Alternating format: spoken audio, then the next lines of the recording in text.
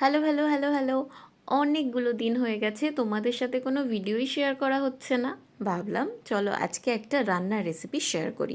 আজকে বানাচ্ছি কুমড়ো ভর্তা। সেটার জন্য প্রথমেই কুমড়োগুলোকে ঠিক এইভাবে লম্বালম্বি করে কেটে নিয়ে একটা শুকনো কড়াইতে তেল ছাড়া এপিট ওপিট খুব ভালো করে কালো করে পুড়িয়ে নিতে হবে, যেন কুমড়োগুলো নরম হয়ে যায়, মানে সেদ্ধ হয়ে যায় আর কি।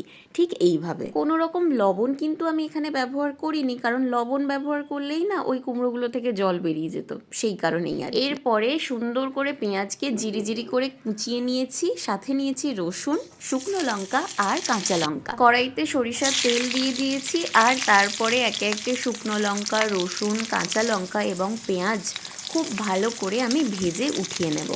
যে কোনো রকমের ভর্তাকেই না এই শুকনো লঙ্কা আর রসুন ভাজাটা একটা আলাদাই মাত্রা এনে দেয়, আর তার সাথে যদি থাকে এরকম পেঁয়াজ ভাজা, আর কি চাই। আচ্ছা, এই শুকনো লঙ্কা, রসুন, কাঁচা লঙ্কা, পেঁয়াজ ভাজার সময়ও কিন্তু আমি কোনো রকম লবণের ব্যবহার করিনি।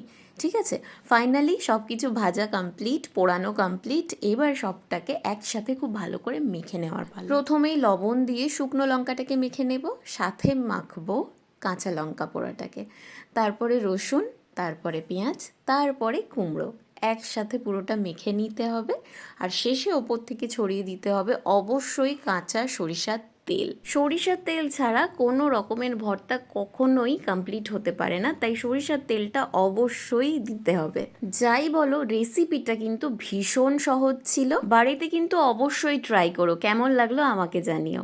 বাস, আমাদের ভর্তা একেবারে কমপ্লিট। গরম ভাত, রুটি, যার যা খুশি সেটা দিয়ে পরিবেশন করতে পারো, অসম্ভব সুন্দর খেতে লাগে। আজ তাহলে এই অবধি, নিজের পরিবারের খেয়াল রেখো।